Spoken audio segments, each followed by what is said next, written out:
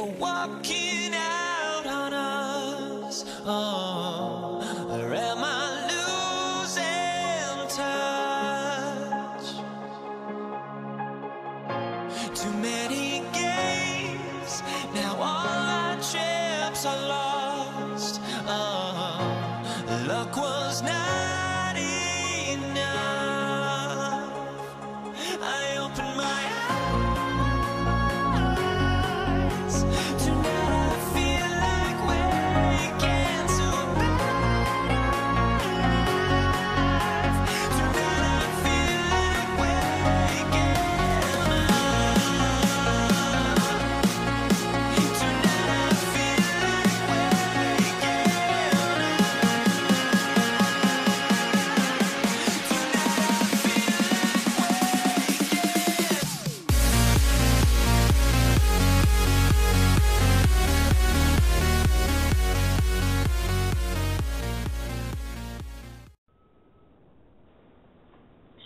Good evening, all, and welcome to Just Us Radio with tonight's show, One Point of View.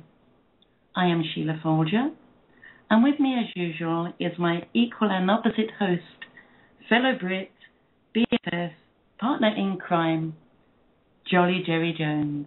Hi, Jerry. Hello there. Good evening. How are you doing? I'm doing great, thanks. Really jolly good to be here. We're having a bit of bother with our pooters this evening. Mine keeps cracking up. I've got a storm brewing here, and yours is going all over the place as well. So let's hope we don't get chucked off tonight. Let's hope not. Before we go any further, I'd just like to mention that we do have a call-in number for anyone who'd like to call in this evening with questions. The number is 718-506-1564.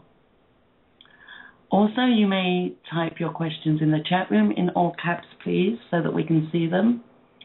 And if you're in the chat room, you can also use the Skype button there. This evening, we are very honoured to have with us once again the well-known, very professional, very knowledgeable Dr. Richard Allen Miller. I'm sure most people know who Richard Miller is by now. He is a physicist, herbalist, author, and best-selling author of many books: The Modern Alchemist, ESP Induction, Forms of Self-Hypnosis, Native Plants of Commercial Importance, the Encyclopedia of Alternative Agriculture, The Magical and Ritual Use of Perfumes, The Magical and Ritual Use of Herbs, The Potential of Herbs as a Cash Crop, and his latest book, Power Tools for the 21st Century, along with 3 workbooks. This evening we are going to be discussing, along the lines of ESP, altered states of consciousness, non-local mind, holographic or quantum universe, personal responsibility for growth and evolution, changing perception using breath control, and new directions in mind control. Now, Dr. Miller is so far ahead on everything that he looks up, everything he researches, that it's difficult to keep up with him and know exactly where he is now and what he's up to. So I'm going to ask Rick if you would kindly come on now and just tell us where you are, what you are doing. Hi, Rick. Hi there. You forgot the magical and ritual use of Aphrodisiacs. Oh, my goodness. I'm kidding. Oh, my goodness. Well, you won't forget that one. I wonder why I forgot. Listen, I was a very naughty boy in my early years, and I wrote about all kinds of drug plants and things. Now I'm being a little more responsible. So instead of psychedelic mushrooms, like Magical Mushroom Handbook, I now have pharmaceutical mushrooms and how to use them for health, that kind of thing. Where am I? I'm in Oregon. And you guys are being hammered by some serious weather, I think. I know that. What's going on? Well, I don't know. It's been very hot during the day, and the last few nights we've had thunder, but it hasn't really developed strongly. It hasn't been really harsh, and it hasn't rained at all. So you're not getting like Nebraska or Missouri? No, not at all. That's quite away from it. You know, in Missouri, this is really weird. The rain that's falling is not being recognized by plants as water. And as such, the plants are not taking it up. It's like microwave water. It's like when you put tap water in a microwave and you nuke it, and then you feed it to a plant, and the plant dies. This is a little grade school thing. The water has been destructured because of some kind of weirdness going on with Star Wars weapons. And the rain that's falling now has been kind of like not microwaved, but it has been destructured, and we can talk about that later, in a manner that the plant, while the water is there, it's not seen as water. It's going to have to go through a whole bunch of processes to get back its structure so that chlorophyll and other kinds of things can use that in photosynthesis. By the way, happy birthday, Jerry. I did mean to send you a birthday thing. I saw you went through a little series there, and so it was your birthday. Yeah. Thank you very much. Well, I've got a personal happy birthday from you, so that's even better, isn't it? Yeah. Well, what does that make you now? 29? Yeah, and a half. Yeah, really. Wow. Imagine that. So how did you find out of the water and what it contains? I mean, we're not here now talking about, as Laura Lee Mystica says it. How does she say it, Jerry? She says weird shit, really weird shit, and really weird, scary shit. creepy, going down into the warren of the rabbit hole. You know, there's like Schrodinger and his cat. It was really a cat house, and there were a lot of cats in there. Some were dead, some were alive. You know, Schrodinger had it all wrong. Well, he tried to explain. He wasn't very good at explaining. I mean, the idea of putting a cat in the microwave was a bit really that's scary a shit. way to do it. I've seen those pictures. That's what microwave does is that it excites water, and quantum mechanically, and that means right down on a primary level, and it starts from the inside out. And by the time it comes out of the microwave, it's hot, and the water has basically been destructured. It's H2O. That's what it is.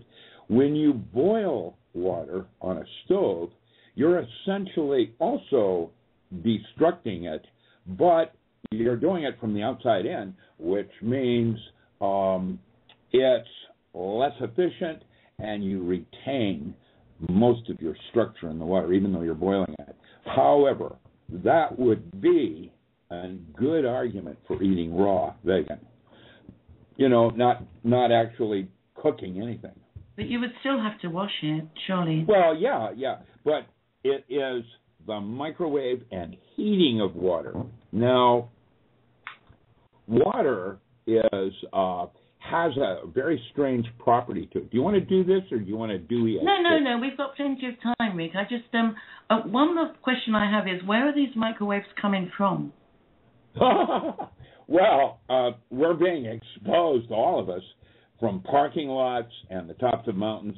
It is a veritable soup of pollution in certain frequency bands. And any self-respecting alien that would come down to slum here in Fort Space would probably have to be wearing some kind of still suit or something to habitate down here. It's pretty awful. In the last 10 years, the amount of exposure to microwave radiation on you personally has increased 10 times. That is almost true also of background gamma radiation. And, you know, from Fukushima and solar coronal mass ejections and the rest of it. Well, maybe that's just the atmosphere that aliens would enjoy if they wanted to be here. I don't know if that's the way that would work. Actually, the xenosphere has bacteria that live in it. And in the scientific community, we actually all see the aurora borealis and sprites as life forms, and in some cases, self-organizing and conscious. And so they're not very long-lived, and there are what we call bacteriocytes that are genocytes. They can live in extremely hostile environments. They're very hardy. And, like a bacterium that would live down 2 miles in a lava tube that was up hot and everything, and it's there. Just like Chernobyl and now Fukushima have a black slime mold that is the blob. It's creeping, it leaps and slides and glides. It's just like in the movies. There is. I am actually. There's a lot of talk about that goo, that black goo, being sentient oil, actually, with a lot of nanotech in it. Well, there's a lot of argument on what consciousness might imply or not. Mm-hmm. I just posted on Facebook a very small bacterium that is somehow able to act as a switch to chaos theory and making things happen. Do you realize that your go, no-go on a thought is your will? And that's called the contingent negative variation or jump potential between neurons, and that there are certain bacteria that can act as a switching to turn that on and off. That would be like turning on and off creativity with a bacterium. You're sort of talking about the old archons. The which one? Archons. Well, I'm serious. You call it tomato, I call it tomato. I don't know about archons and archon, the star system, but I presume that's what you're referring to, probably.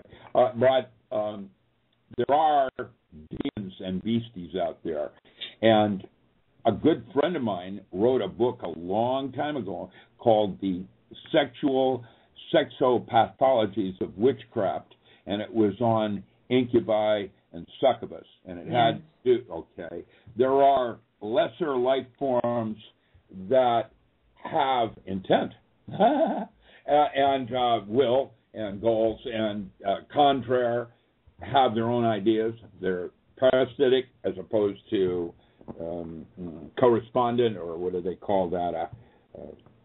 They're also viruses, aren't they? There's lots of viruses. Are they good or bad?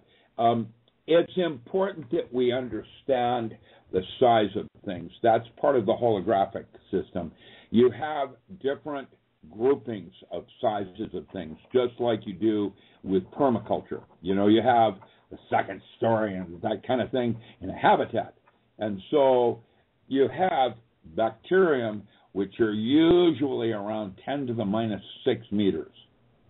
That means you need a microscope that's times 6. Right. Okay. Now, the viruses, larger viruses, are in the nanometer region, 3 orders of magnitude smaller. That's 10 to the minus 9 meters. And if you were to take special bacteria, there are some bacteria that are very primordial and the size of, rather than an amoeba, they're on the size of a virus, large virus. Now, we are, unfortunately, tinkering with DNA, and we are attempting to create new life forms. We have created a new microbacteria that is, I have the Latin genus and species if you want to get into it, that is being used in geoengineering to interface with life forms up in the xenosphere and create polymers like a nanobot. It's a bacteria, but it's like a virus, and it acts like a nanobot, and it creates this polymer. What is a polymer? Polymer is a plastic, has a structure, internal structure to it. It's got a web, if you will. And so it is so geometrically structured, it can hold certain kinds of water. And that's how they make clouds and set up waveguides for Star Wars weapons. And so instead of using HARP, you'll find that HARP is old technology, and it was kind of hard on the ionosphere because that heated it up, with microwaves, just like they do with water. And so what they do is if they do something much lower power frequent band, power being the amplitude. They can do it from space and then ricochet it along the Earth in a waveguide created by artificial clouds, and then direct that energy beam to, I don't know, how about 9/11? That's one woman, Judy Wood. Yes. Okay.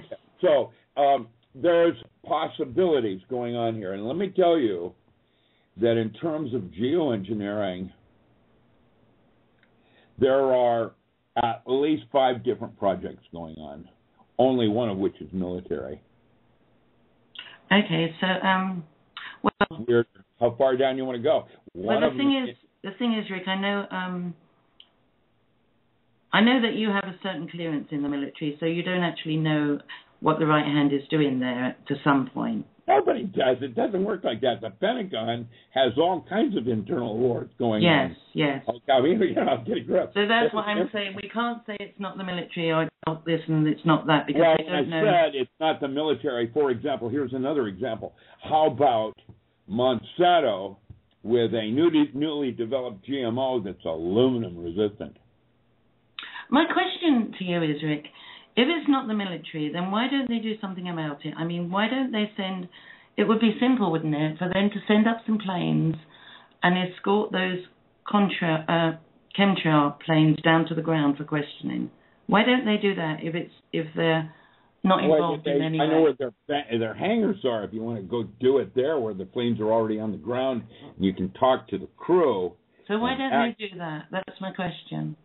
Well, I would love to see a wife of someone flying one of those rigs have concern about the fact that their daughter is going to have 3 heads. So why don't... Genetics. If there was a health issue that was publicized, that nonsense would rupture from the internal side. But maybe there are different kinds of people that are actually up in the plane. So my question still is, why aren't they intervened by the military? Well, how about that one on my geoengineering sheet on House Bill that was passed that protects the military from this? That just recently passed. I have a House Bill on that. I'll post that. Protect the military from what? Well, it's not about military. That's the clause that's used by transnational corporations that are bigger than countries and have other kinds of agendas with weather control. But the military do have... Their they own are thing. sworn Yeah, they're using power. The military do you not swear to defend the people against militants both home and abroad? Well, you would have been a likely candidate for a FEMA camp because of your independence, desire to be off the grid, and clothing where you want to do what you do. You almost revel in being a rebel. Yes. Well, what's that about? So I still have the same question. Yeah, exactly. Okay, so you're not going to answer my question. We'll move on from there. But I don't have answers. I have, every time I get another piece of information, rather than it getting me closer to the truth, it actually shows how many layers in the onion there are. I understand that. There's all kinds of, I have personally identified 5 different agendas with geoengineering. Right. Okay, which one is the dominant? Who's paying for that one? The one that crisscrosses. An aircraft like that costs $100,000 an hour without even talking about the crew. Right. And then the payload. And now, because of that NASA document, I'm going to talk about that NASA document on the future of warfare. Okay, hold on a second. Hold on. Let me just clarify this. So you're in a position with all the information that you have to put it in front of people to do something about it, are you not? Well, it's okay. Remember the 3 key words used for describing America: is ill-informed, ignorant, and complacent. But I'm not talking about the general public now. Oh, you're talking about individual... No. I'm talking about the people in power, the military in particular. They're not in power. No, that's a common fallacy. The person that's in power is probably, not Rockefeller, probably Rothschild. You know, in terms of money, there is a king of earth. And with that said, 4 of the 11 richest people in the world are Rothschilds. Yeah. And how it just goes downhill from there. And it's changing.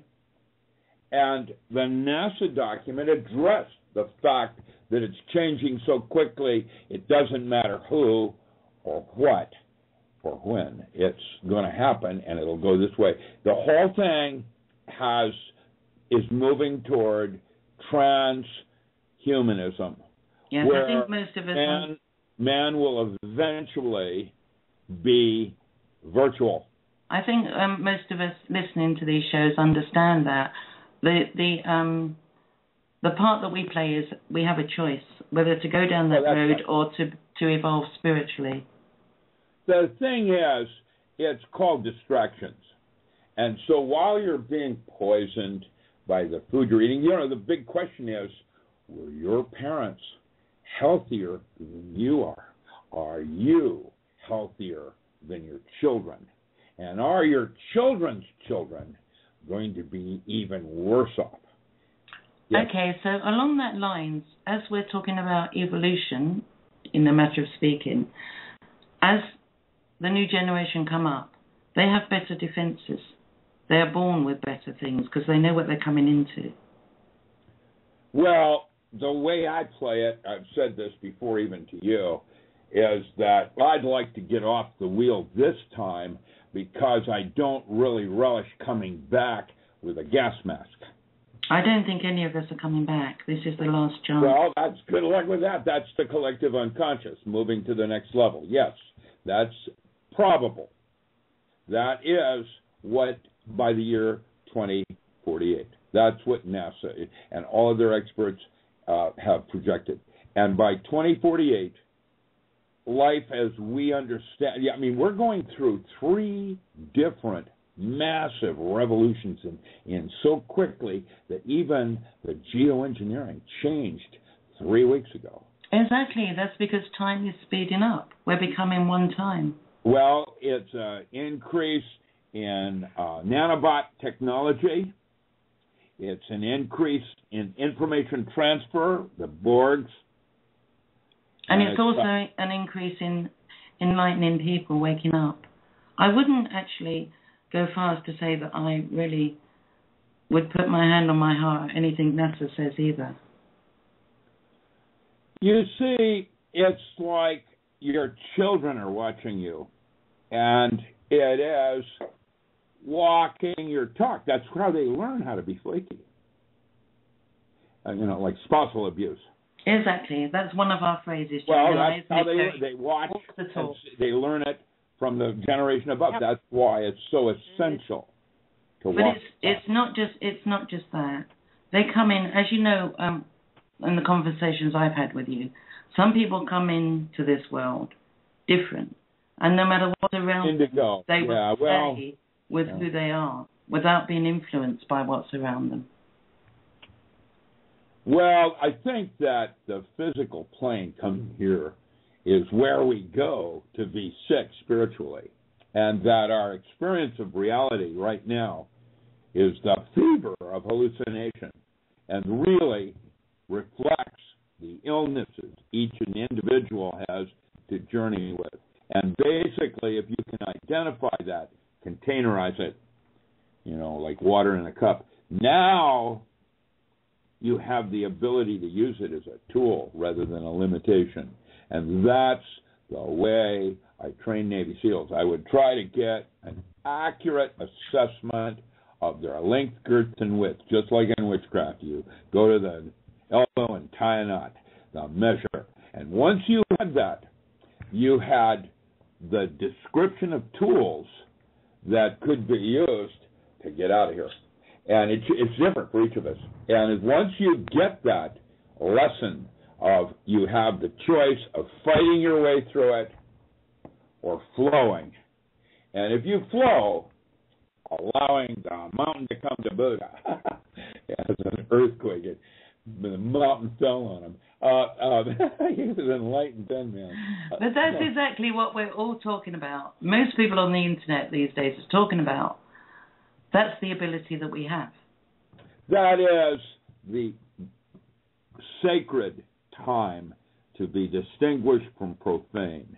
And where it's timeless, and it isn't about time anymore, it's something else, and you're caught up in the moment. That's why I do best when you radio interview me, where we pick something and off we go, and who knows where we're going to go. Exactly. Well, so can you just go? Sorry, Rick. Can you just go back to the super soldiers? Do you remember the question that I sent to you? Because I know you've talked about super soldiers a lot, and they've actually moved on a long way since you first started training them. A lot of things have gone on there that aren't very nice. But can you elaborate on how you worked with them with enhancing their intuition and empowering them to be more super people?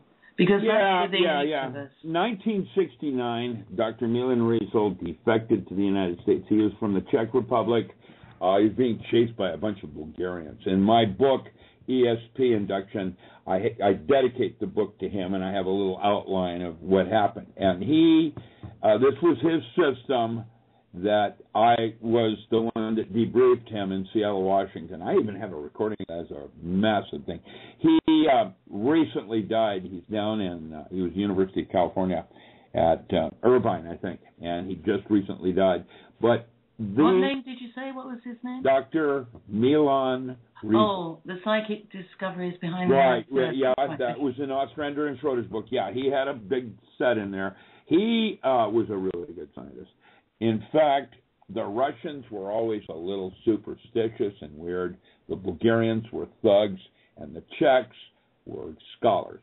And that's the way I remembered it when I was in the field. And we absolutely respected Janov and his work with cosmobiology and the lunar sex cycle of the female. We absolutely, Dr. Milan Rizal had equated states of consciousness with ESP.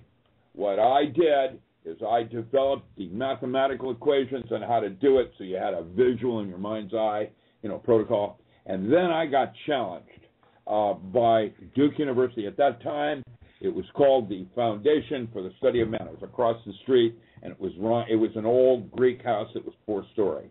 And it's still there. It's called the Foundation. It's where all those, like in the movies where they have fire starter, that's where it was. That was the Foundation. Okay, now, the Foundation challenged the technology, and so I was invited to Minneapolis, St. Paul, Llewellyn Conference, and they brought in Gene Dixon. They had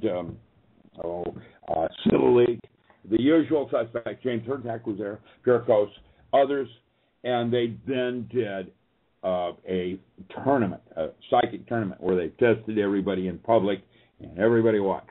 And Jean Dixon was there to see if she made her right predictions with the stars, blah, blah, blah.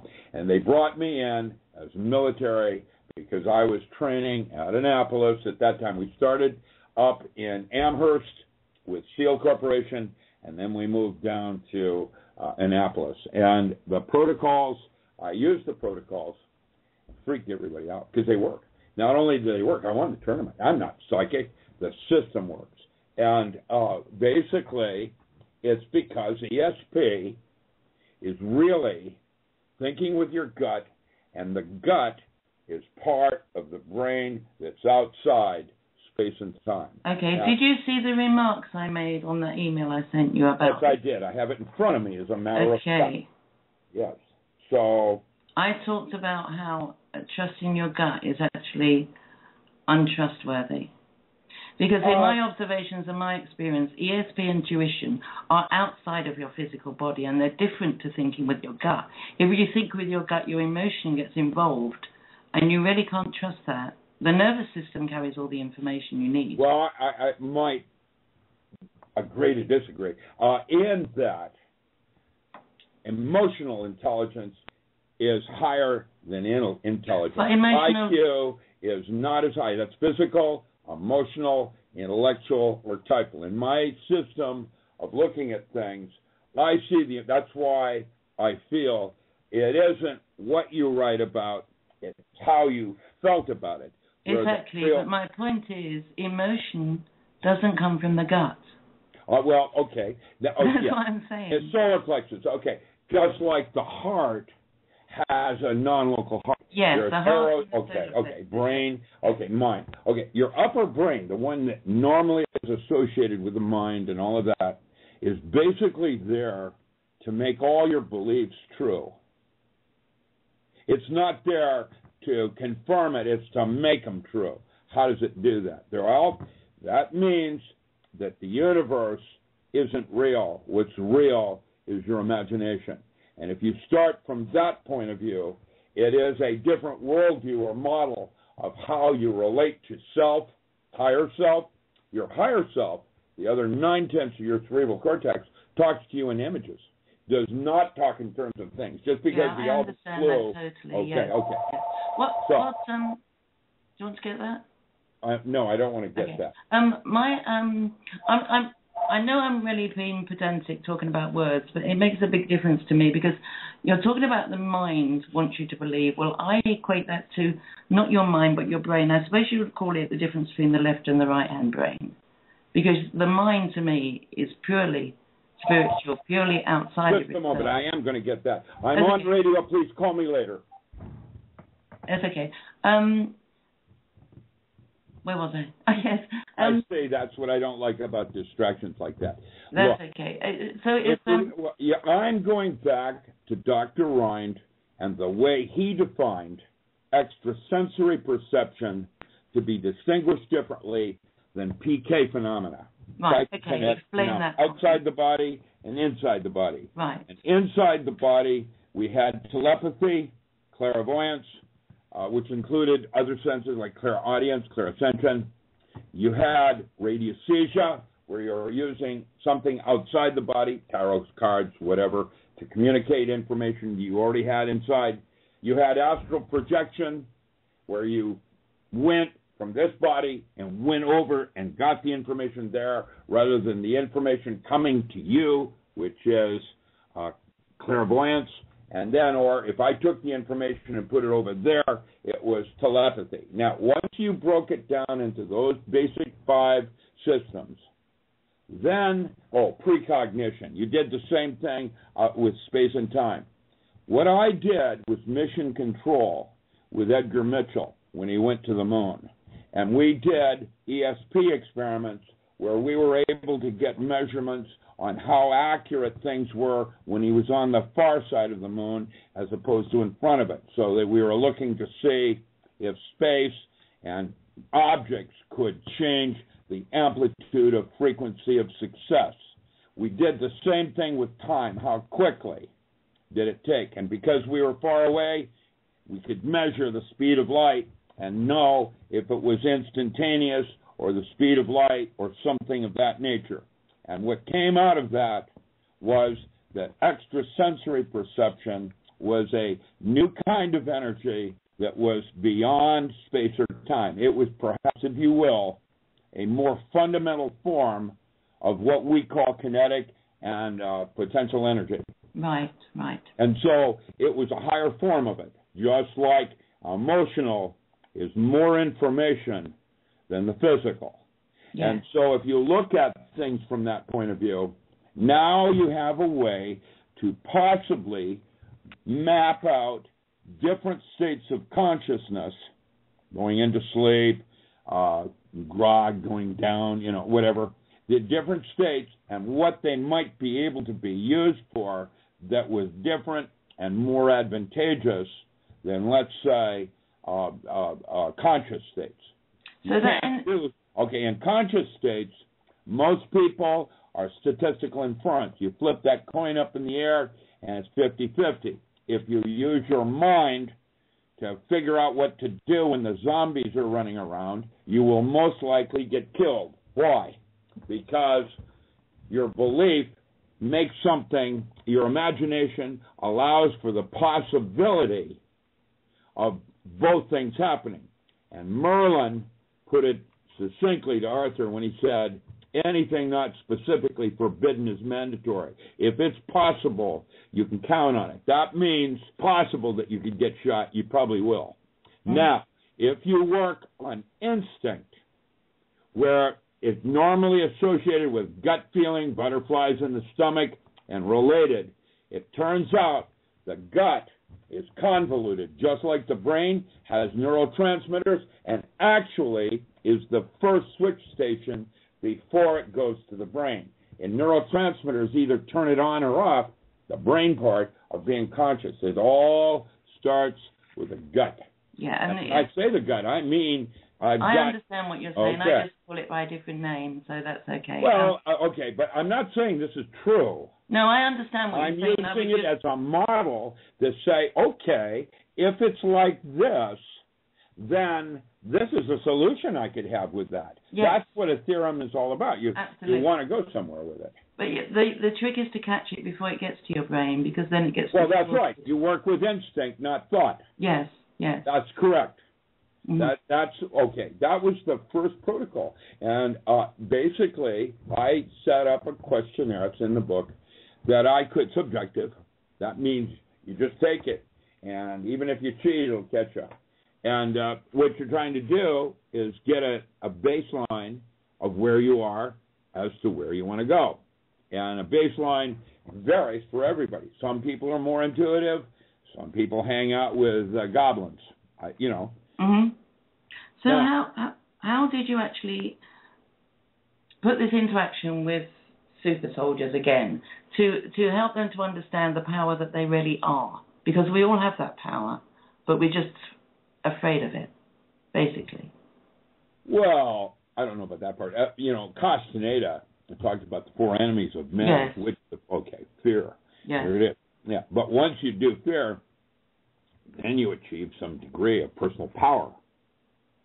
And personal power will corrupt, just like it all does. So, yes. And then, of course, as you get wiser, you start to see things more clearly. And that in itself becomes an inhibition or a limitation. And, of course, the fourth enemy of man was old age, me. I'm too old to do anything about it now. It's just... Now listen here, that's a contradiction. You said as you get older, you get wiser. There you go. And by the time you're wise, you have no place to go. So this is really how you took in the Navy SEALs and how you instilled this into them, really. Well, what I did is I looked for individuals that were intuitive. I started there. That's where I started, because I could train someone how to blow up a bridge.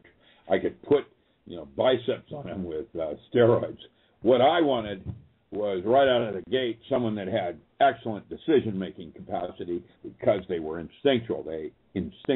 What made me a good physicist was that whenever I came to a fork in the road, do I go right or left with my research, I instinctively always had a really good idea. I've made a few false turns, but mostly instinctually, I know.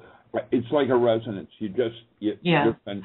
I understand what you're saying. It's just you use different words to me because you're more intellectual than me. But it's exactly the same thing. I always describe it as being pulled in one direction, and I know that's the way I'm supposed to go. Yeah. It's a feeling that you get, and it's a knowing. That's what yes, that is correct, and that is what magic calls knowledge in conversation, where you have a dialogue.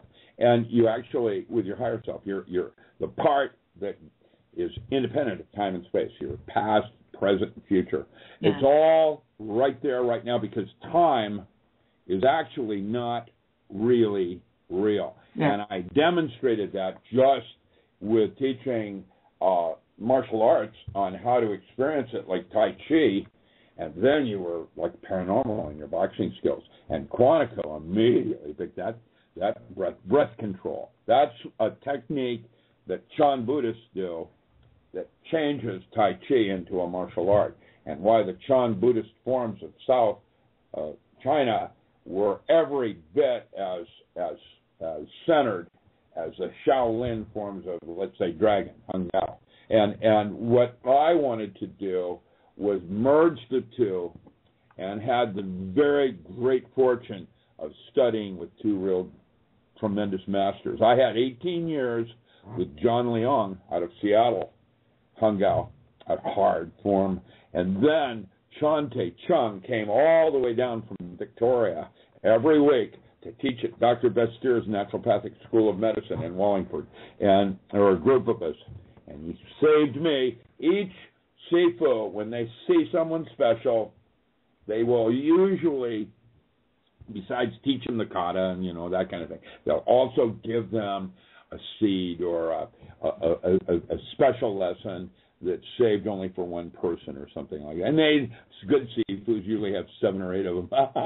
So they have a lot of different special students. But the one that my Sifu gave me was how to change my perception of time using breath. And right. People do that in a moment of crisis where everything slows down and everything is in slow motion. Yes, I've experienced that myself. Okay, it's a natural state. Yeah, everybody gets it. How do you do it like you would ride a bicycle, where you can pull it up on call like you would a hit of acid? Did you say something, Jerry? Yeah. I just said even I've experienced the slowing down of time when I'm falling off a horse or something like that. Yeah. Oh, yes, you have. Or even lovemaking, or even, when you go into a sacred place. The sacred place has got a lot of different definitions, but it relates to you and your higher self. It's that relationship of you to yourself as a seeker.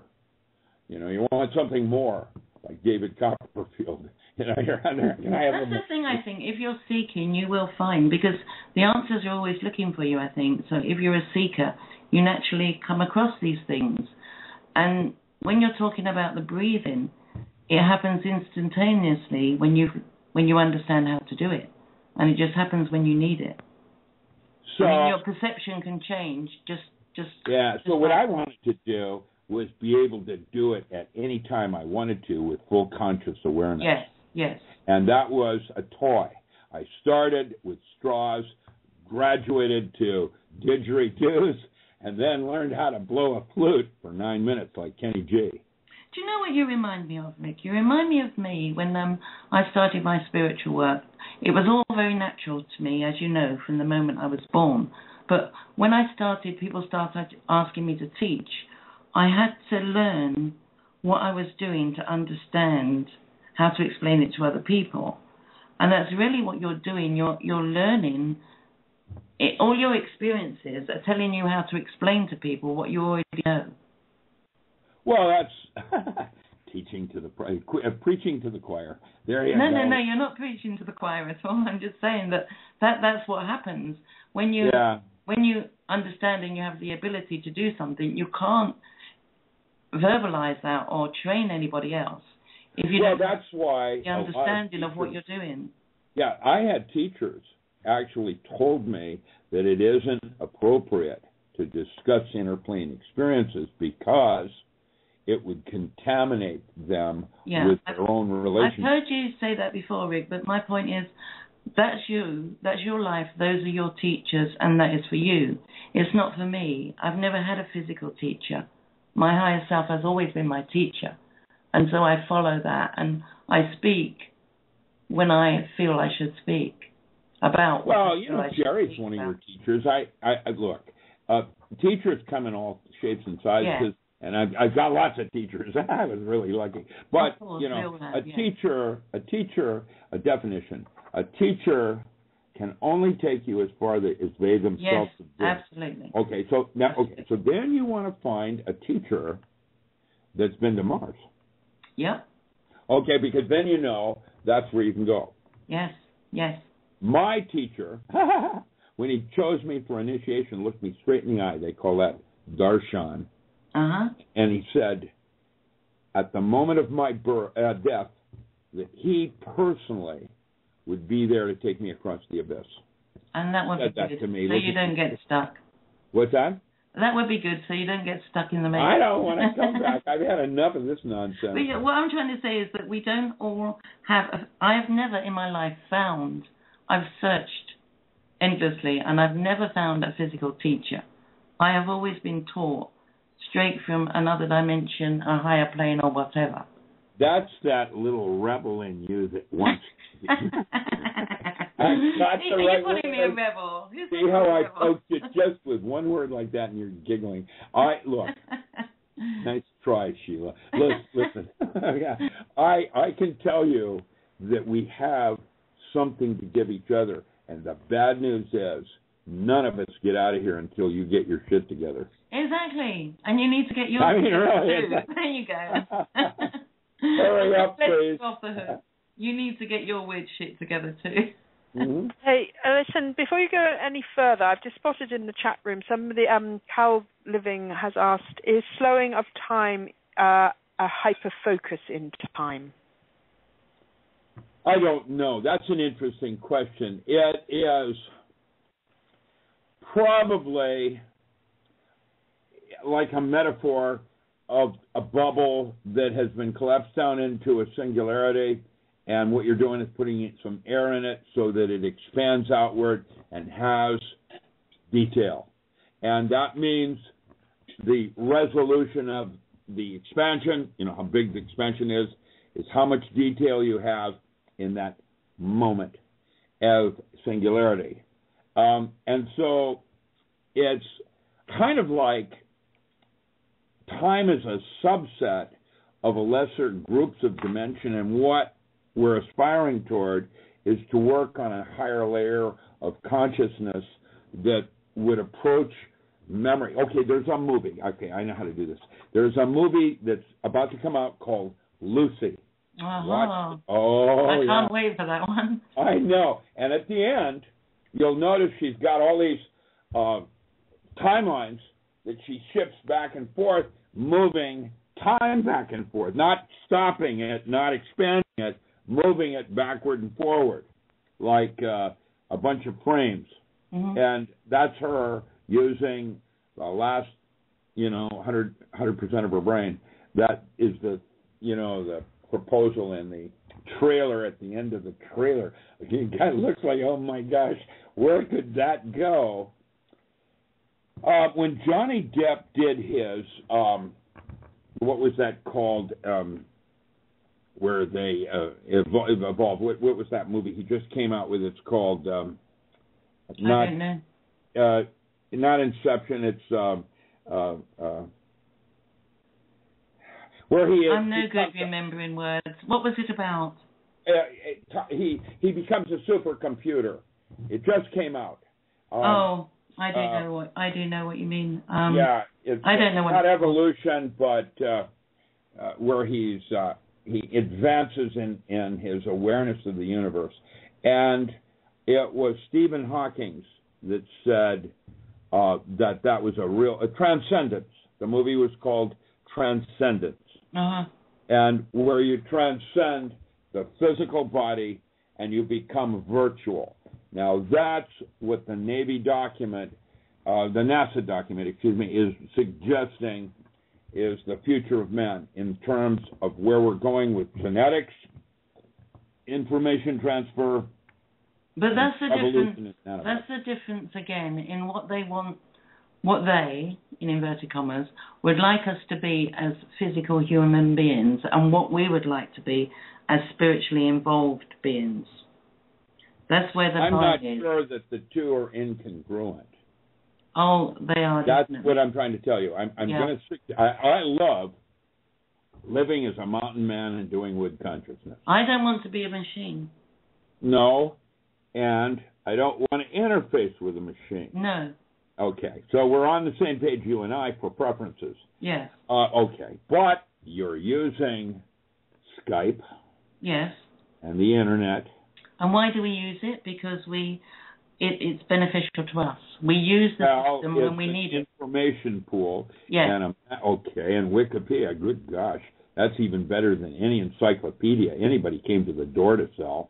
And Google. So, how about Google? Well, it's a whole different universe now. Yes. In terms of when you have a question, you can look it up and have it instantly rather than spend weeks trying to run it down at the library. Yes, and isn't that to our benefit?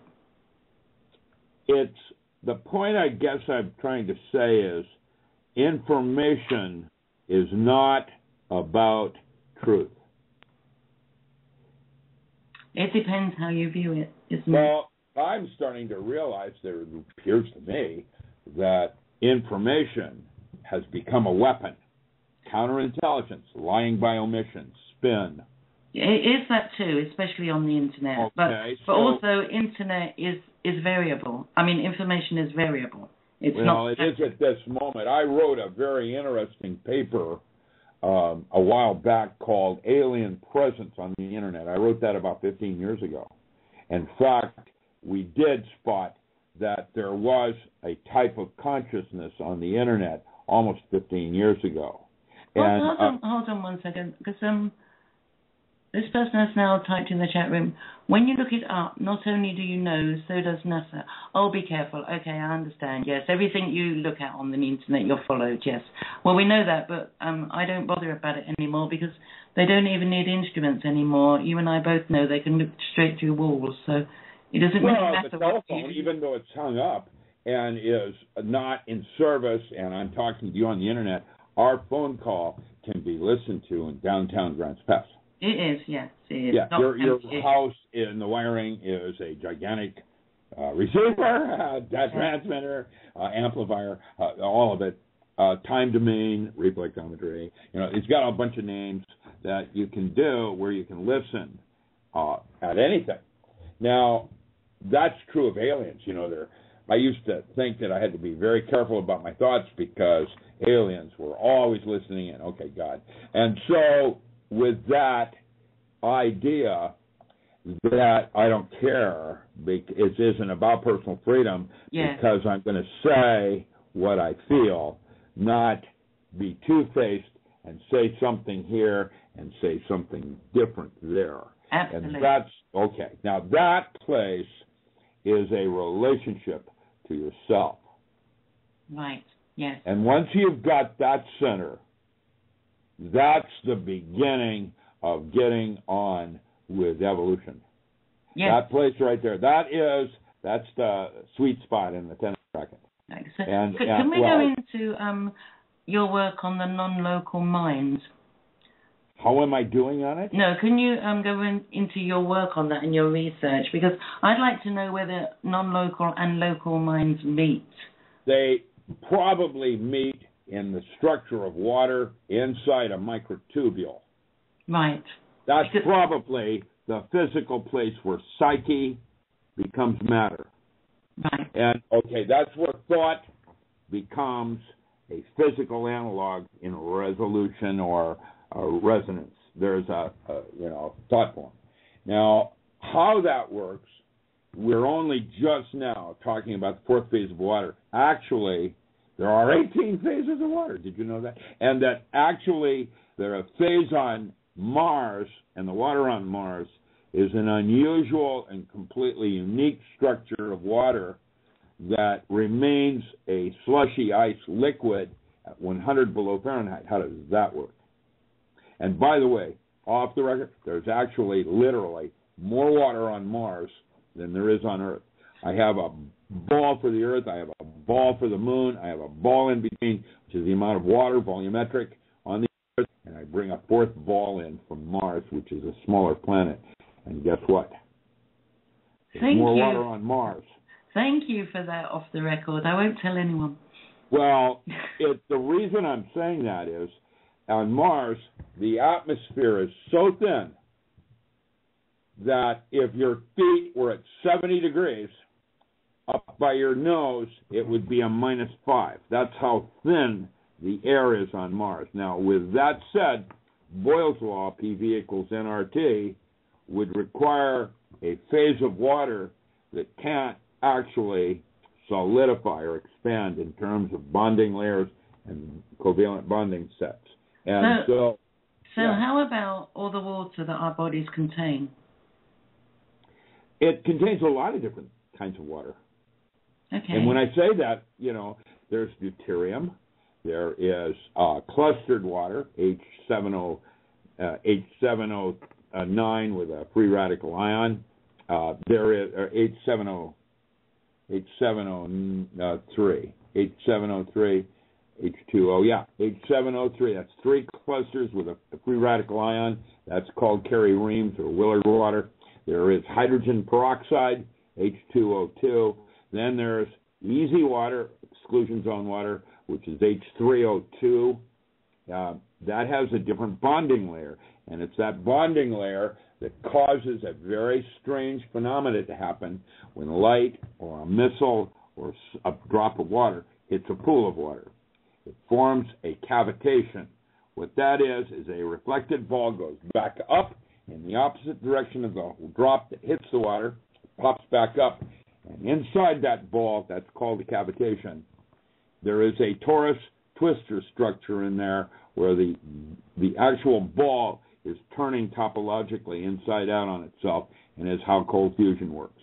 They call that... Sorry, carry on. No, carry on. Okay, yeah, they call that sonoluminescence. It's newly discovered at MIT. They saw the dolphins doing it, and so they tried to duplicate it, and what's happening next is a guy named St. Clair has shown that the structuring of water inside out is what it is. The actual torus, it's a form of Roger Penrose's torus space. What's happening is that the ball is turning inside out on itself on what we call the topological form. It's called the exclusion zone. That's where the surface is on that, and that's where there's an H3O2 molecule that acts as a lubricant because of its bonding layer. And because water is alive, it does have intelligence. It has. It does have memory. What St. Clair has done, he did a thing on that. Said that when the Earth was first here, and a meteor hit it, kaplunk, and it created a cavitation ball. That cavitation ball was a blueprint for DNA. Right. And that's a physicist at MIT that said that in a video. And basically, he is suggesting that is, in fact, what water is. It is what we constitute as life. Yes. It's that cavitation. Cavitation process. It has emotions too. What's that? It has emotions too. There's been several tests carried out where they've carried out what several they're doing tests. is trying to stare at water and then see if it changes optically. Well, they've done experiments where they put water into different coloured bottles and put love on it or hate on it, and when they pulled it out of the refrigerator, the ice particles are totally different. Yeah, that's called the Intentionality experiment. Yes. That's Emoto's concept. He's a little Zen for me. I'm more of a Western physicist, so I want to understand a little more clearly what's going on. But it turns out that the reason they're using Raman spectrophotometry on that, by the way, and there is St. Clair is the one that's associated with the cavitation process and the math involved, but it's actually Alex Cabarin and his math that got it down cold. And now Alex is dead, but his protege, Matti Pitkinen, is still alive and working with a Russian called Gariev on the so-called biohologram based on my work, my original work. And so that part of it is very rewarding for me to realize that my model that I developed back in the early 70s is now being useful in trying to understand the processes and nature of water. We're not there. We don't. Would you say that water actually evolves and changes? I don't know. I don't know what that means. I can talk to you about the Big Bang. I can tell you that. No, I don't want to go there. Well, I mean, the quark gluon plasma and the elements. Yeah, I'm not a Big Bang person. But, let's go somewhere else. We're going to take a break in a few minutes, but and after the break, I'd like to go into dreams and different things and Timothy O'Leary's 8 Worlds of Consciousness. But I just want to go back again to this understanding how people can get the tools to empower themselves and to work more intuitively rather than from the the brain perspective. Well, you know, the picture I have these 3 glasses of water, half full, and one is half full, the other is half empty, and the other one thinks it's full of piss. Right. So it's a joke. It's a metaphor. Yes, I got that. And the internal landscape of seeing things one way over other options that you have. For example, if it's half full, look what God gave me. Now, if it's half empty, what did I just lose? But that doesn't. I understand what you're saying, but it doesn't help people who want to really empower themselves and just work more in intuition. What they need is something structural that they can hold on to and say, this is what I'm going to do. This is how, apart from meditation, which is obviously great. Well, there are other tools. Yeah. Well, my book, ESP, has a bunch of protocols laid out, ABC, and how I train SEALs. And I do workshops, part of Urban Survival Skill workshops with Matt Stein. We'll go through that in the second half because I know that you've got some workshops coming up as well. Maybe I do. I don't know yet. Stay tuned on whether or not that Missouri thing. It would be nice if I do something in Missouri. Yes. Right. Okay. There was something else you sent me as well about somewhere in Europe somewhere. What was that one? Something in Europe? Yeah, I don't remember. Oh, there's in Romania. That's it. That's the one. Yeah, in November, there's a call for papers on scientific papers. I've been invited. It'll be a big deal. You know, they'll be from all over the world. There'll probably be a couple hundred papers presented like they did at the first International Symposium on Parapsychology in Prague. And that was back in 1973. And it was in Prague. And later, Dr. Stanley Krippner edited Psychoenergetic Systems with Gordon and Breach. And there were a bunch of contributors. I was in there. Jack Sarfati. There were a couple of others. Isn't this one about theology versus... They all want to cross over, yes. Right, okay. Yeah, that is physics, yes. Yeah, like magic, when Crowley had it, was the method of science with the aim of religion. Mm-hmm. Now, science is not, Scientology and L. Ron Hubbard, not kind of craziness. But science is a type of rigor, and one of the statements I always used to say, as chemistry has come out of alchemy, so now magic will emerge from physics. And magic is basically like a 23rd century physics with a mystery school. That means you don't necessarily have to know precisely how it works because it isn't about how it works, it's your mind's eye. So how would you define magic as you talk about it? Are you still talking about ESE and personal power and just going over borders, astral traveling, anything to do with that kind of metaphysical? Well, magic is the art of changing consciousness at will. Right, okay. Okay, so, you use a cat of nine tails. I use a number 8 flat iron skillet. You can use drugs. So what if you don't need tools? What if you just do it anyway? Emotional content, focus, and structuring. So you don't need tools, but sex magic, biofeedback, where you train your body to have autonomic function control, that kind of thing, is what we would call higher states of consciousness. Gowan is the one that talked about that out of Northridge. He wrote a book called The Development of the Psychedelic Individual. It had nothing to do with drugs. It's about being enlightened. And then he wrote his Ontology of Mystical States, which is in Chapter 8 of Power Tools, where he talks about trance, art, and creativity.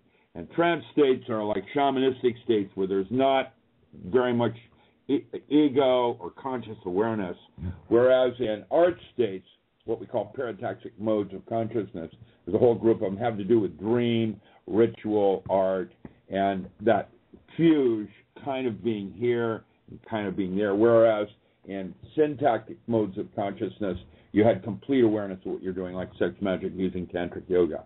So you're kind of explaining, if I've got you right, is that, some people might want to learn how to do more of the metaphysical things, and some other people might be already have that ability, but they're really using that to bring their physical body combined with that, so they're all in one place. Okay, the only comment I could make on that is the physical body is a reflection of the spiritual body.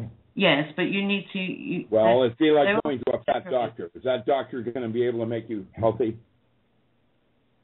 No, I understand what you're saying. So Okay, that's it's the like physical is the spiritual. It's just less detail. Yes, so it is the art of bringing them both together, really. Right, and so if that person wants to have more of a physical body, it really is where you put your attention and what level of detail. I am trying to see everything in metaphor, where I see the relationship of the physical with the emotional. Right. And it's not simple. It's not easy. And it's a good place to be, though, because you're not stuck there then. Well, it's a broader vista. It's like you're higher up on the mountain and you're looking out. Mm-hmm. That's the way Carl Jung put it. They asked Carl Jung once. Oh, I love this story. They asked Carl Jung, what was it like to be on the shoulders of a great man, Sigmund Freud.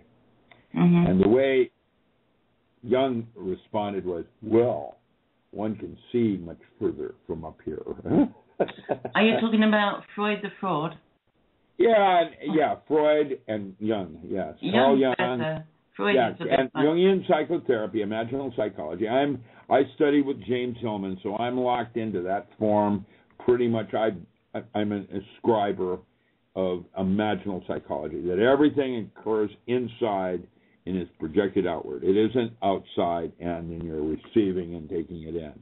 It's like you're creating it. That's my reference point or coordinate system. Doesn't mean I'm right. It's just one way of approaching the system. I understand that. To me, it goes both ways. There is what's inside me that projects out, but also I take in information that I don't yet have. It is well, you have an awakening. You have this awareness of awakening. Right. Yeah. That's and that's the joy. That's what they mean when they say seek the place of joy. That place is exalted state. That's what they call somebody in these higher states of getting the big picture. And it doesn't last very long. It's momentarily. That's the time thing that's so pissy. I'm sorry to interrupt you. We're going to go for a break, but I just want to ask you one quick thing. There it goes again. It's gone out of my head, just like that. I'm famous for doing that. Hold on just one second. Let me have a look here. I had something here that I wanted to ask. No, it's gone. It's going to have to wait till after the break. We'll come back with it. No problem. Yeah. Okay, so we're going to have a break now.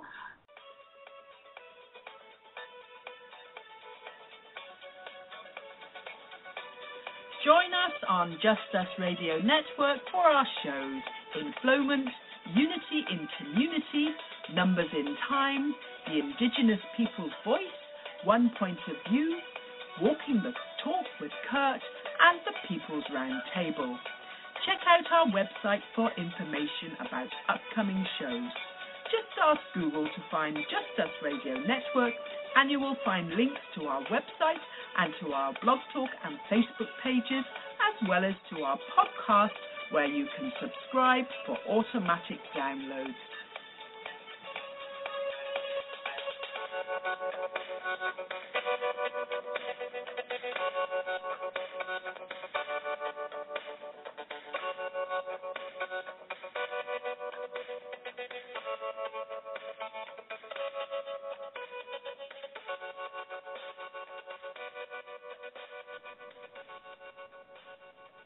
And we're back. Welcome back, everyone. I hope you enjoyed that music. Every time I listen to something like that, it really takes me back. Over my life, I've met some beautiful people in my life. It's been amazing, and I've been very fortunate to meet some wonderful people. Are you there, Jerry? Yeah, that was beautiful. I really loved that music. It was really, really Did I beautiful. say what it was called? I don't remember. No, it's actually called Dreamweaver. And Yeah, very, very lovely. The video on YouTube has a picture of a psychedelic mushroom too. So. Oh wow! Are you there? Very dreamy. Hello. He's hiding. He sneaked away on us. I just downloaded. He put something in the chat here in Skype. Oh yes. NASA, did you download that? I did. Actually, I had seen it before when he sent it to me, but I'm just going to have a look at this. It's NASA, and it's about the bots, the Borgs, and humans. Welcome you to 2025 AD. Well, I never. So I guess we're talking amongst ourselves for a while. Well, I suppose we could. Rhubarb. Blah, blah, blah. I had some the other day, actually, of some rhubarb. It was very nice. I love rhubarb. Me too. Love. Okay, so do you have any dreams, Jerry? Do you remember your dreams? I'm really struggling with remembering dreams. I have remembered a couple in the last month. So maybe I'm going to I used to remember dreams, but then it just stopped completely. I knew I'm dreaming vividly. I know I wake up in the night to go to the bathroom or something, and I know I'm in an intense dream, but I cannot remember most of them.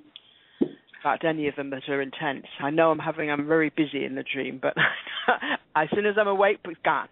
And some of them just come to me later on in the day. There's something that will... Ah, really? Yeah, something that will just click. Something somebody says or something I see and I think... I know I'm having some really exciting experiences in my dreams. I know it's really sort of, like adventurous or something, but they're gone as soon as I wake. Yeah, you can't even write them or anything. No, I don't even have time for that, no. I've even got a notebook. Rick, are you here? Yes, I am. Okay. I had my mic off and I was going to talk to you about the NASA document that I sent you, because page 8 in this document sums up exactly my feelings to a T on what's going on here right now. If you look at the Spaceship Earth. Yeah, there you go. The crew are plundering the ship's supplies, tinkering with temperature and life support controls, still looking for an instruction manual, engaged in blood skirmishes in every corner of the vessel, and increasing the size of the crew by 2 million people per week. I thought they were trying to diminish the crew, actually. Well, that's shortly. That's part of what's called the Prime Directive. Mm-hmm. There's too many people on Earth. That is the conclusion of the transnational corporations. Well, that's what they say, but that may also be a conspiracy theory. Do you know that every single person in the world could fit on Texas? Yeah, and or in the state of New Jersey, or Rhode Island, excuse me, yes. So how are we overpopulated? We've got vast areas that aren't covered at all. Yes, we do. They're not inhabitable either. That's the deal. Our bio-support system, or life zone, is pretty small when you compare it to orca or the dolphin. Okay, I remembered what I wanted to ask you before the break, if you don't mind going back there. Yeah, no, good, cool. I really want to ask you questions about self-hypnosis. You teach self-hypnosis, yes? Is it possible? Is it dangerous? Self-hypnosis is you're doing it to yourself. Is it rather dangerous? than having a guide. Yeah. Is it dangerous? No. Everybody is in a state of hypnosis. The fact that you're listening to my voice over the rattle outside, where you're screening out sounds and things like that, would suggest that you're in a light state of hypnosis with your attention in one direction and the exclusion of others.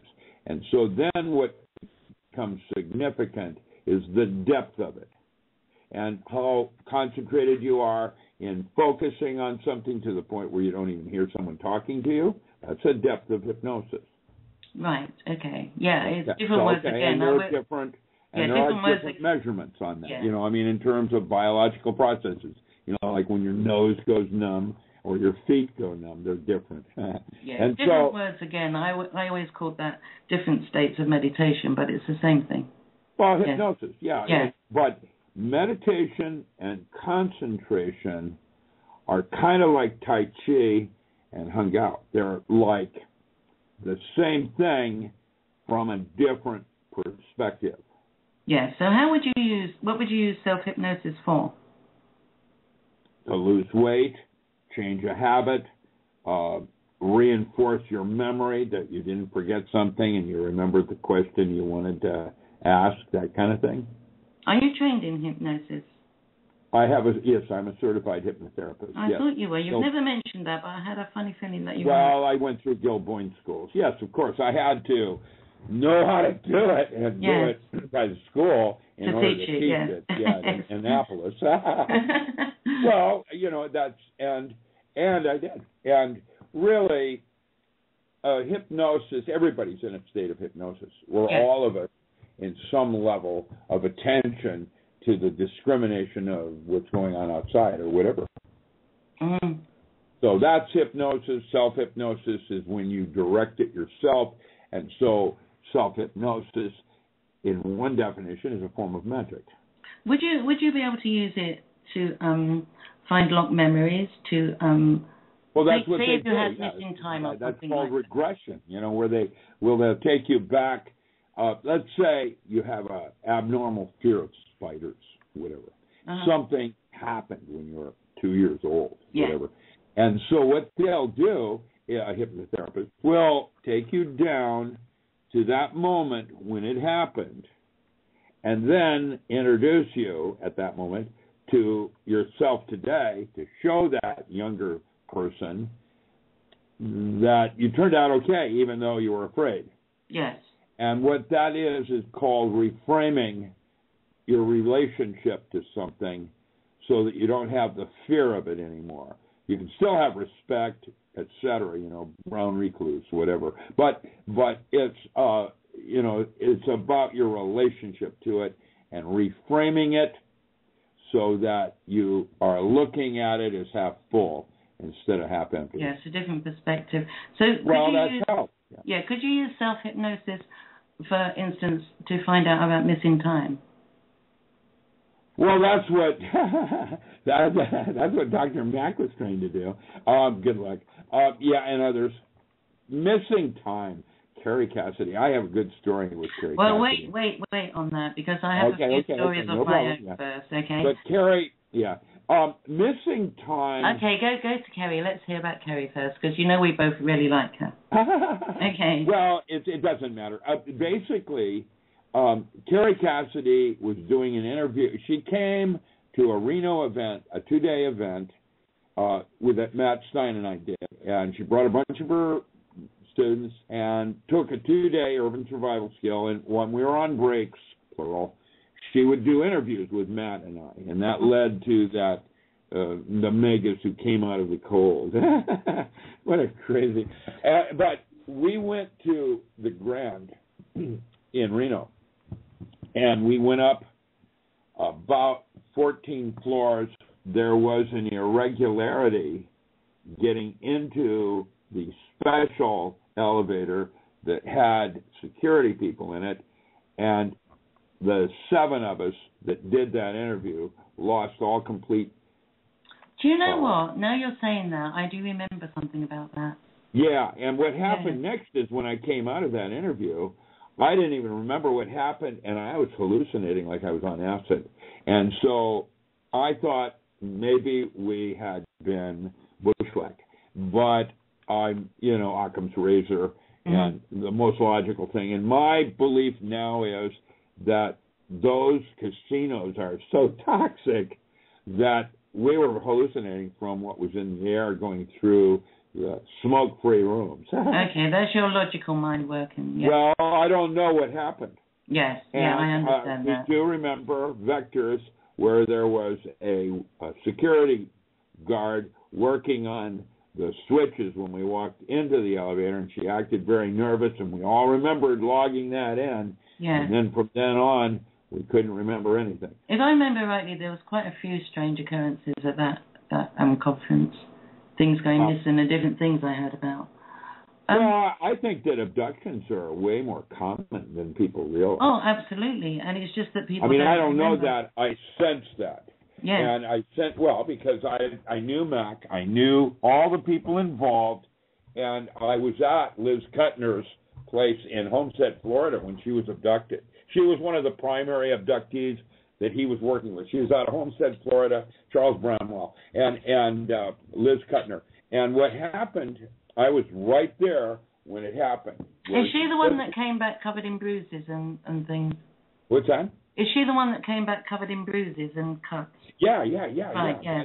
Right. And she walked back in and, had no memory of what happened, and it was just totally decimated. And what I did while I was on location was that I put a camera on her bed at night, and it stopped the abductions. Mm-hmm. Now, is that, hysterical? Are the aliens smart enough to realize that there's no way around it, so they're going to do something else? I don't know how any of that works, because when you're dealing with something that is beyond man, like God, it's not possible to validate. I could also say, are the aliens clever enough that they could put you in a state so that you didn't know anything happened when it did? I have had personal experiences at Area 51 where I know there's more going on in this thing that I have no clue what it means. Yeah. I don't have a theory on it or anything like that. I just know that our minds are kind of like in Stargate. They liked the aliens liked humans because they were easy to fix. I think we're simple and not complex. In the joking vernacular of the military, when I was part of it, there used to be a standing joke that the reticulin, which was this square blue vegetable-looking alien kind of thing, was studying man because it could not figure out how man could exist as a life form when the difference between being psychotic and normal could be. I can understand that to a certain extent, especially when you're talking about that particular species. But my experience is that I don't know about a lot of the aliens actually. A lot of the aliens actually see us as far more advanced spiritually, and they're really interested in us as a species because we're one of a kind. I'm speaking in metaphor. You're making it like they're real. I don't know if they're real. What I do know is... No, I never said that. I'm saying the concept of the difference of us as a life form measured in with adrenaline and all the rest of these neurotransmitters that we have going in us. This is, and we'll talk about Leary in a bit. I never said this was a fact, Rick. Sorry, I never said that. I just said through my experience and understanding, which is different. Yeah, I don't know about David Icke. I don't know about, lizards and victory and you serving man. It's just having an open mind and listen. Well, that's what the whole thing is about. It's your imagination. That's what makes it. No. Well, in fact, if you listen, the reason you are God's favored is that you have choice in terms of the thoughts you choose to entertain. Yes. And that's where they come from. But I don't feel that everything is imagination. I know you often say that, but I don't agree with that. Well, okay. Well, that's my model that I use to try to get along in this universe and trying to relate one thing to another. I'm not saying it's true.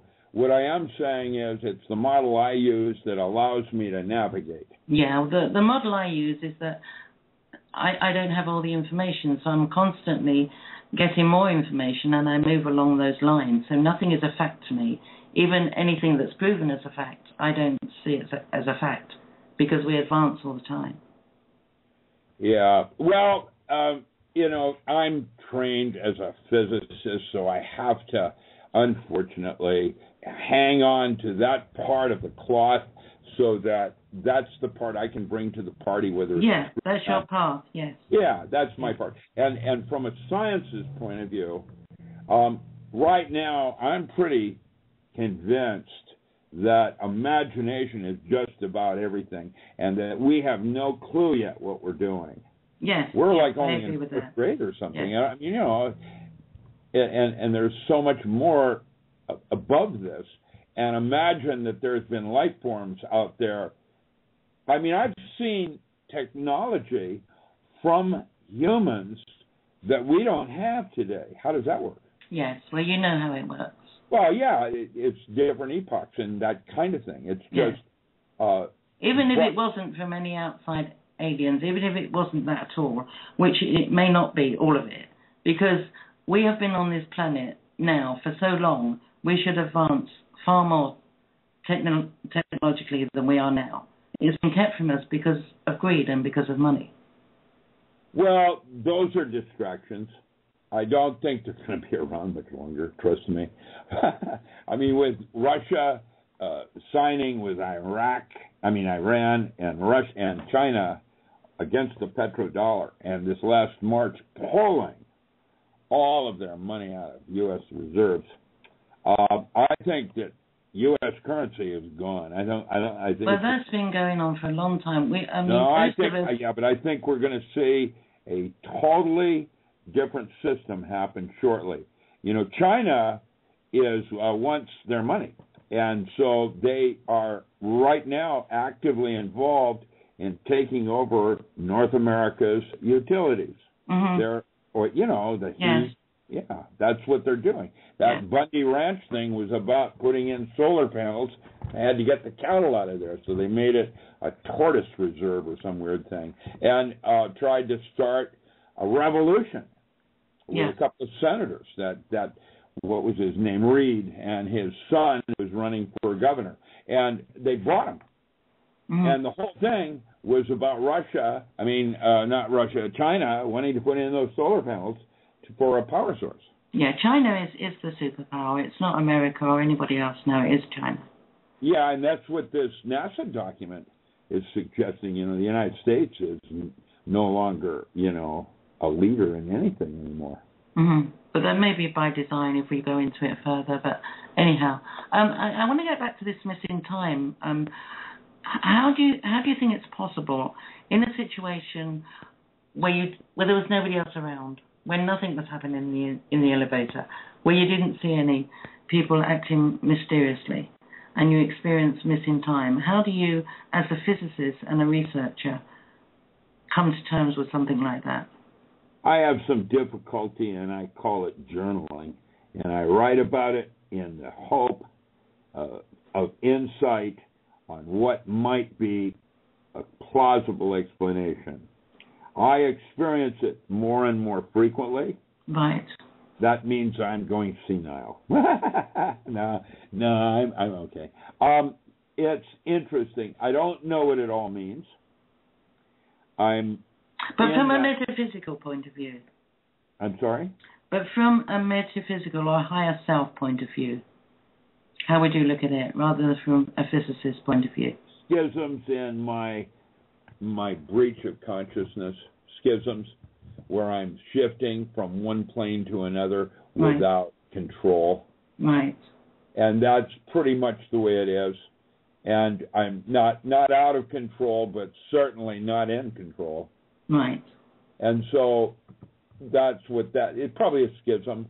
And we have them, breaks, aberrants. When we walk through the woods, I see the forest differently than others a lot of times. That's what made me write Native Plants of Commercial Importance. I see the plants. Most people don't. They see the trail. Yeah. Or okay. Each of us have our eyes, our senses are filtering the data based on our belief system. Okay, now, you know what I have to say about that, and I'm going to say again. How do you explain people that weren't brought up in a particular belief system, in fact surrounded by people who do not have any belief in it whatsoever? It wasn't told you, it wasn't taught to you, you didn't experience it. You're a rebel without a cause. That's what it is. Okay, so how do you explain that, seriously? Well, it's nothing to do with belief. It's nothing to do with, I wouldn't have seen it if I didn't believe it. It's way beyond that. What is it? That's what I'm asking you. What is it? I'm not sure how to respond to that, because I know that if I want to look at a building and see it as a different color, I can probably talk myself into it. Yes, but now I'm going to go back to a story, okay? A story that I wrote, okay? Okay. About experiencing all these different aspects of myself, my higher self, invisible beings, invisible voices, that I experienced from the moment I was born. They weren't given to me by anybody around me because nobody around me believed anything I said. I'm asking you if you know any idea where that comes from. A priori and a posteriori, probably genetics, genetic memory, and your mother isn't the only person that's in your genes. Why are you equating it with genetic memory? I'm using that as a one template reference point. It could be up or down on that hologram, but right now I'm working at the genetic level. That's where memory is stored in terms of a priori when you're born and you know how to suck. So, but what if it has nothing to do with physical memory? I'm now talking not of your physical. Well, we talked about instinct earlier and the idea of having knowledge a priori. Yes, you know, that's what I'm talking about. I'm sorry? That's what I'm talking about. Yeah, that's some of that comes from genetics. You know, and the fact that you have this kind of blood, not that kind of blood, bloodlines, that kind of thing. Negative, that means you have alien blood in you. Just kidding. But that's, you know, what makes us so interesting is that as a mammal, we somehow have genes that are accepting of other genes that are foreign. That's remarkable when you realize that not all genus and species can do that. That's why they call man Homo sapien sapiens. It's a three-worder now, not two, because he has Neanderthal and he has an X gene that we don't know where it came from. That's that so-called, you know, alien. You know, and alien doesn't mean alien from another star. Alien. It's not human. Yeah. Where did it come from? We don't know.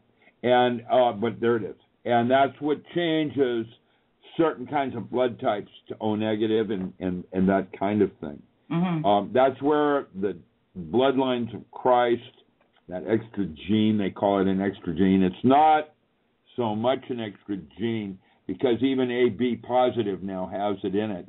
It's in almost all of us.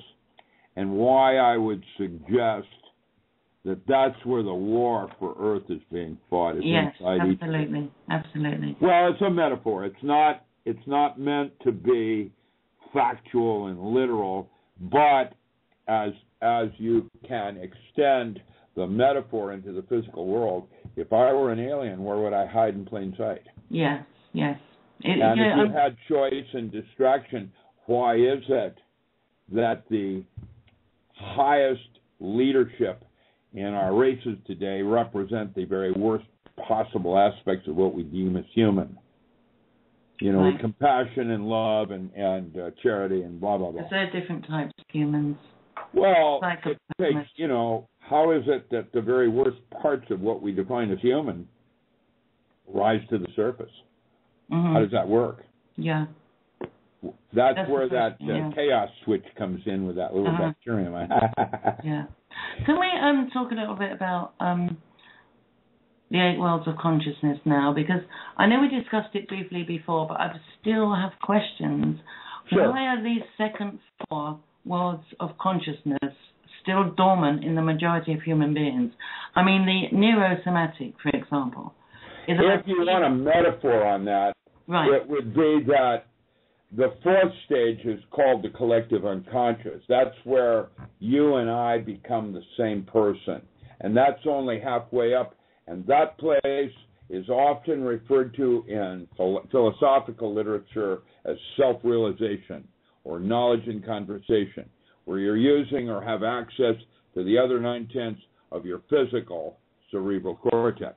Now, once you have that physical part firing like Lucy, that turns out to be only halfway to God realization.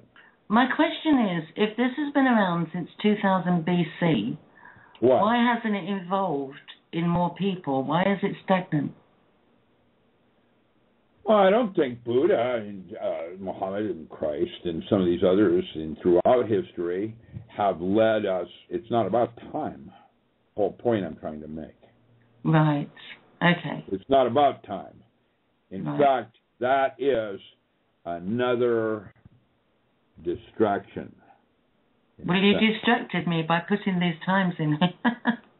Well, time is like the early paper I wrote was called Time Distortion, or I never knew there were corners in time until I was told to stand in one. Yes, yes. Well, the idea is that, it's not real. Mm-hmm. But what is real anyway? We don't know what's real and what isn't really. Well, that's exactly correct. What we do know or can begin to foundation upon is imagination. And how rich is that? Yes. And that's where the richness really lies.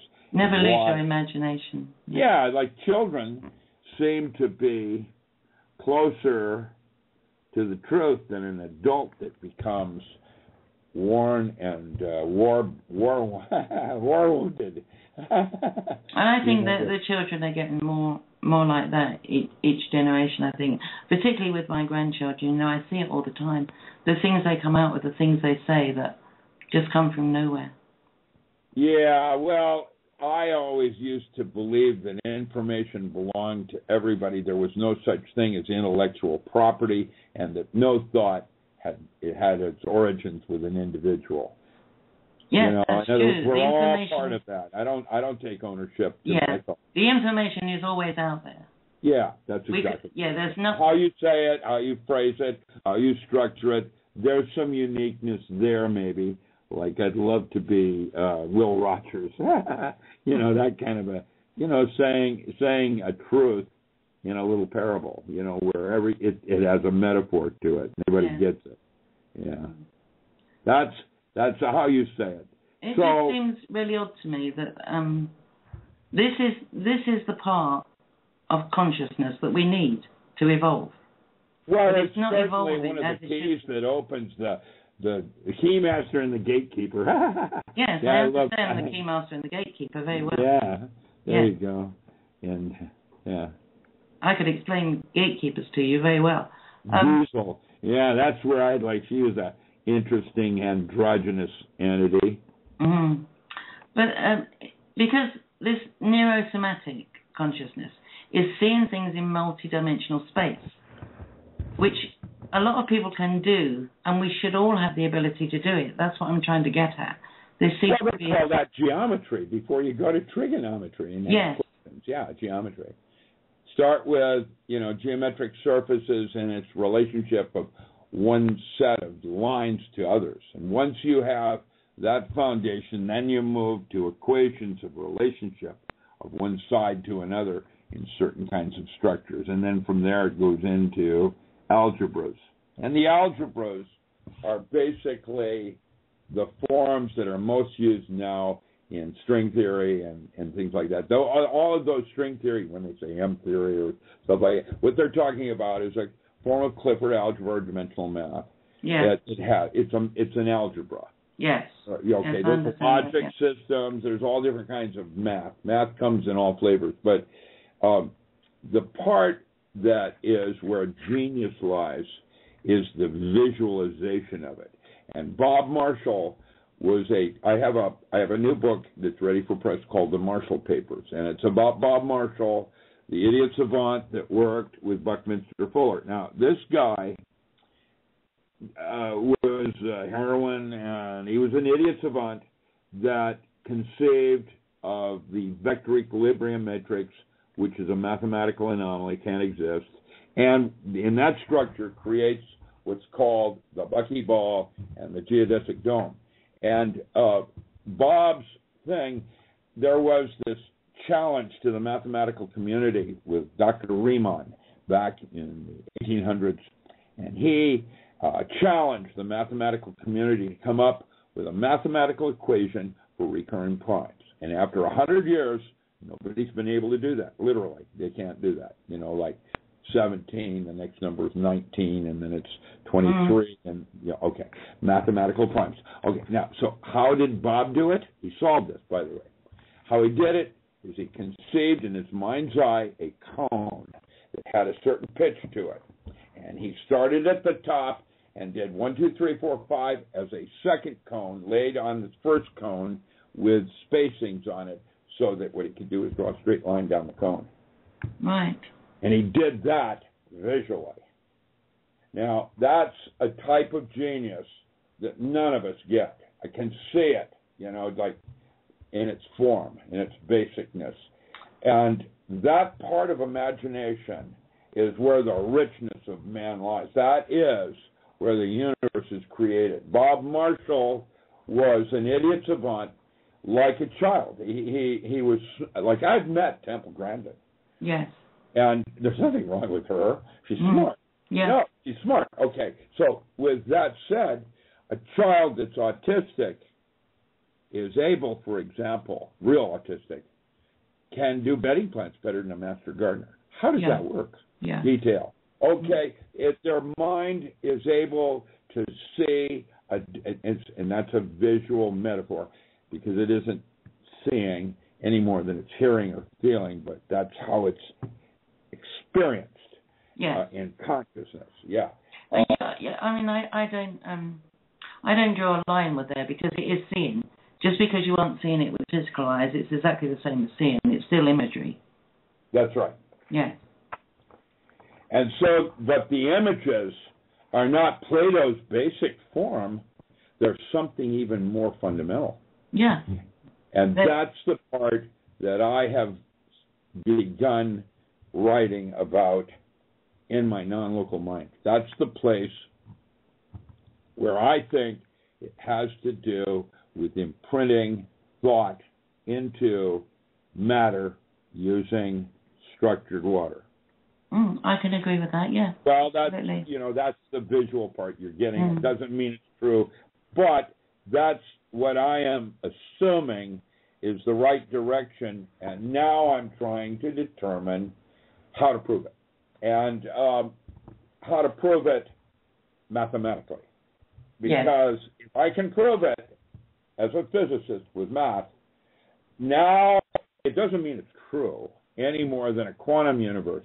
What a quantum universe's handicap is Heisenberg's uncertainty. The more you know about one thing, the less you know about something else. It's all research. That's what science is, research. Well, it's based on space and time. Everything is measured in space and time. Now, what would happen if you had a system that was outside space and time, ESP? How would you measure that?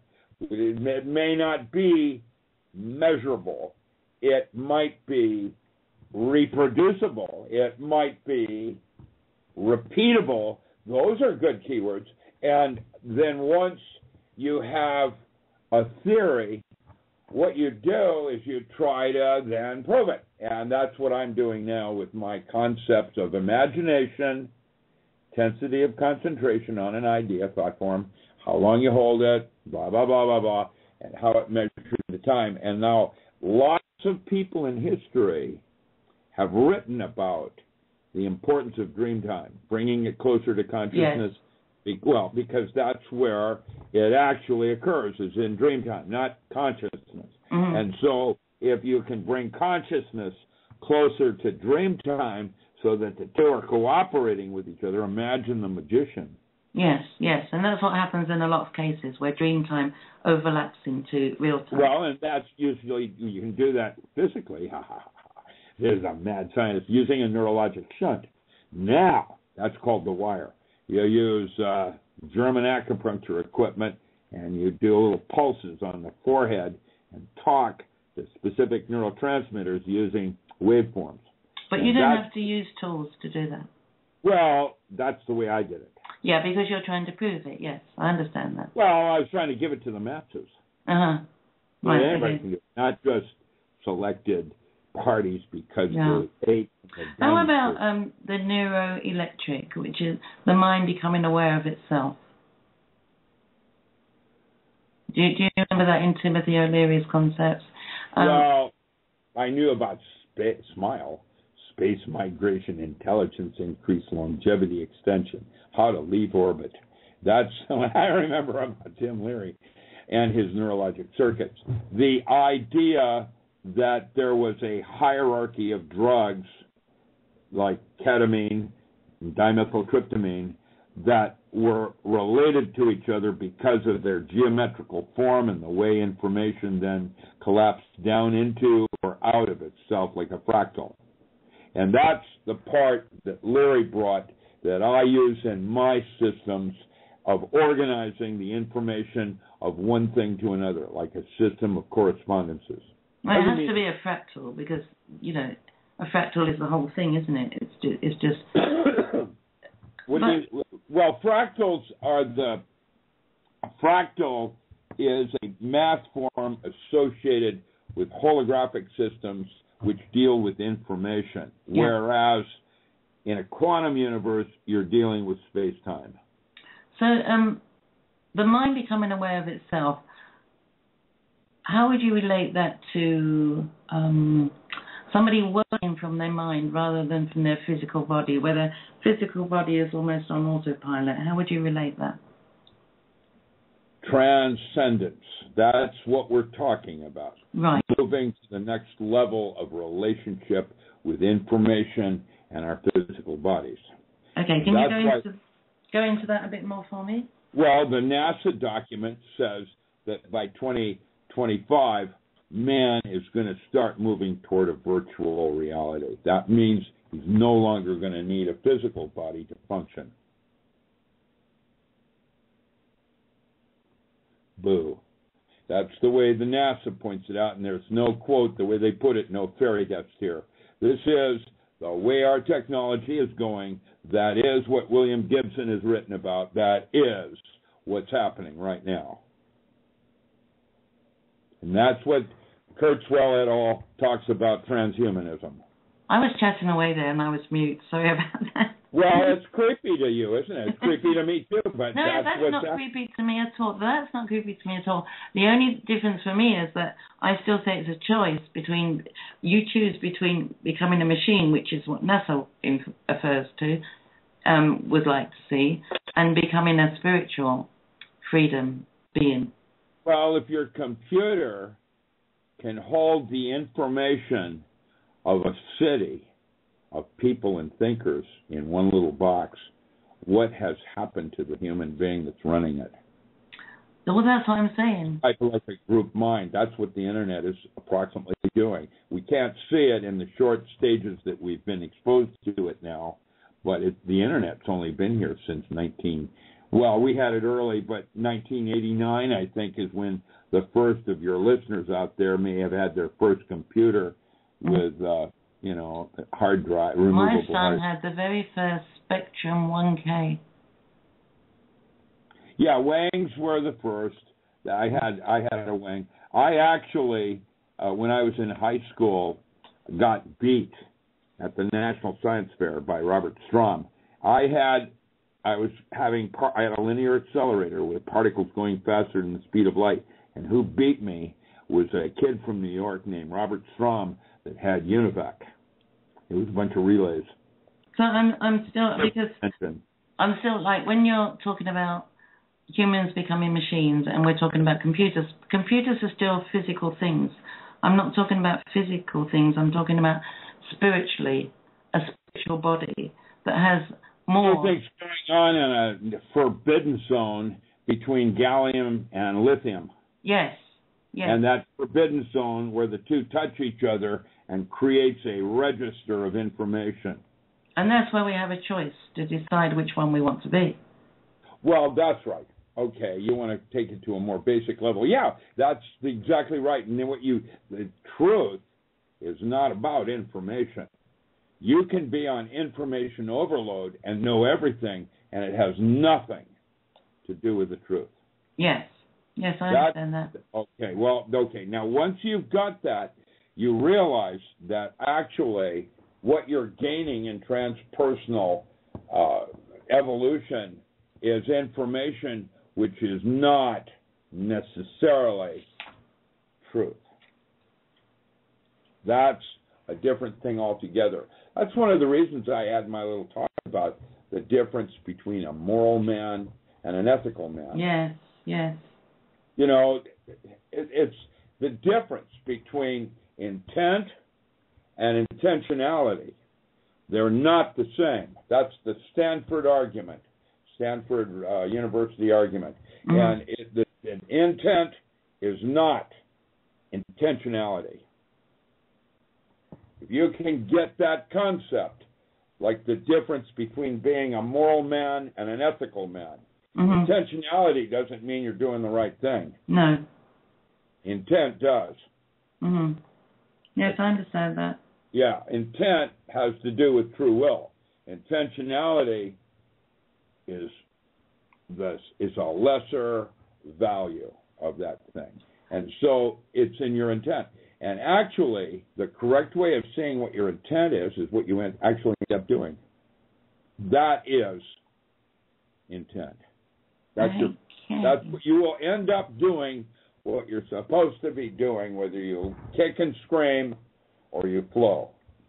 We're nearly coming to the end, actually, Rick. You know I could talk forever. I have so many questions, so many things I want to talk about. Would you like to spend a few minutes just talking about your books, about your website, about your workshops you've got coming up?